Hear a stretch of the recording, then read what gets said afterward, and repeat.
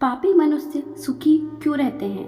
नमस्कार दोस्तों, स्वागत है आप सभी का हमारे YouTube चैनल ज्ञान गंगा विद किरण में। अगर आप हमारे चैनल पर नए हैं तो हमारे चैनल को सब्सक्राइब कर लें और बेल आइकन को प्रेस कर दें ताकि हमारी हर नई वीडियो का नोटिफिकेशन सबसे पहले आपको मिले। बंधुओं, टाइटल में आपने पढ़ा होगा, उसी विषय पर यह वीडियो है। केवल आपको एक एक शब्द ध्यान से सुनना है और अंत तक सुनना है।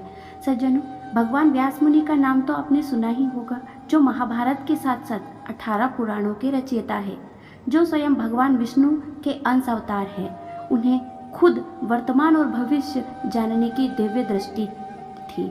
इनके साथ साथ वे कीड़े मकोड़े, पशु पक्षी सभी की भाषा को समझते थे। एक बार की बात है, भगवान व्यास जी कहीं जा रहे थे तो रास्ते में उन्होंने एक कीड़ा बहुत तेजी से भागते हुए देखा। तो व्यास मुनि ने कीड़े से उसकी भाषा में पूछा, क्यों भाई, तुम इतनी तेजी से क्यों भागे जा रहे हो?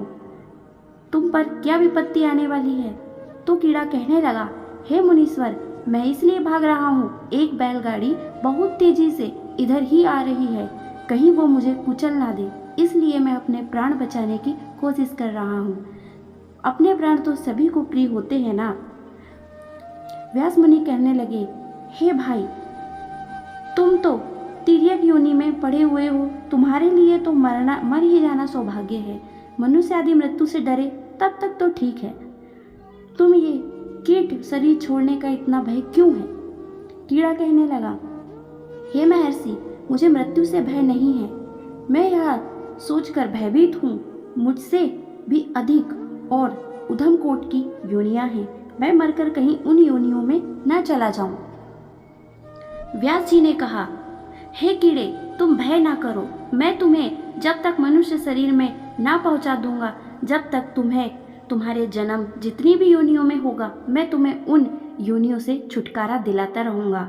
सज्जनों, व्यास मुनि के इस प्रकार समझाने पर वह कीड़ा फिर से मार्ग में लौट आया और बैलगाड़ी के पहिए से दबकर मर गया। मरने के बाद उसे कौवे की योनि में जन्म मिला। कौवे के बाद उसे स्यार योनि में जन्म मिला। वह जब जहाँ जहाँ पैदा हुआ, व्यास मुनि ने जाकर उसे उसके पूर्व जन्म का स्मरण करा दिया, जिससे वह उस योनि से अतिशीघ्र मुक्त हो गया। इस तरह वह जीव कभी शाही, कभी गोहा, कभी मृग तो कभी पक्षी के रूप में जन्मता रहा। व्यास मुनि उसका उद्धार करते रहे। इसी तरह वह चंडाल, शूद्र, वैश्य, क्षत्रिय, फिर ब्राह्मण बना। तब भगवान व्यास ने उसे मंत्र दीक्षा देकर अपना शिष्य बना लिया। उसे चारों वेदों का ज्ञान हो गया। तो एक बार व्यास मुनि ने उस बालक को, जो अभी 5 साल का भी नहीं था, नंदभद्र की शंका का समाधान करने के लिए भेज दिया। नंदभद्र को यह शंका थी कि पापी मनुष्य सुखी क्यों देखे जाते हैं। तो बंधुओं, तभी उस बालक ने नंदभद्र के प्रश्न का समाधान इस प्रकार से किया, जो कि उनका प्रश्न था कि पापी मनुष्य सुखी क्यों रहते हैं। जिन्होंने पूर्व जन्म में तामस भाव से दान किया है, उन्होंने इस जन्म में उसी दान का फल प्राप्त किया है। कहते हैं, तामस भाव से जो दान धर्म दिया जाता है, उसी के कारण ही लोगों का धर्म में अनुराग नहीं रहता, इसलिए वे ही लोग पापी तथा सुखी देखे जाते हैं। ऐसे लोग अपने पुण्य का फल भोग कर तामसिक भाव के कारण नरक में ही जाते हैं। इस बात में तनिक भी संदेह नहीं है। सज्जनों, इस संसार में 4 तरह के लोग पैदा होते हैं। एक वह जिसके लिए इस लोक में सुख सुलभ है परंतु परलोक में नहीं। दूसरे वह जिन्हें परलोक में सुख मिलता है, इस लोक में नहीं। तीसरे वो जिन्हें इस लोक में भी सुख होता है और परलोक में भी। चौथे वे होते हैं जिन्हें ना इस लोक में सुख होता है ना ही परलोक में। सज्जनों, जो लोग पिछले किसी पुण्य से इस लोक में सुखी रहते हैं, वे आनंद में नए पुण्य उपार्जन नहीं करते, जिनके लिए वह सुख केवल इसी लोक में रहते हैं, परलोक में नहीं।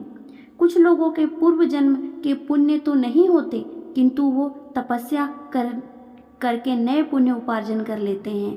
ऐसे लोगों को इस लोक में भी सुख नहीं मिल पाता, तो वे परलोक में सुखी रहते हैं। तीसरे वे लोग होते हैं जो पिछले जन्म के पुण्य से इस जन्म में सुखी रहते हैं और इस जन्म में नए पुण्य उपार्जन भी कर लेते हैं, जिसके कारण वह परलोक में भी सुखी रहते हैं।